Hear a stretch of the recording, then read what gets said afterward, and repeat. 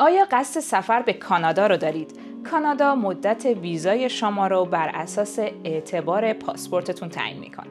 بنابراین هر چی که اعتبار پاسپورت شما بیشتر باشه، مدت ویزای شما هم طولانی‌تر خواهد بود.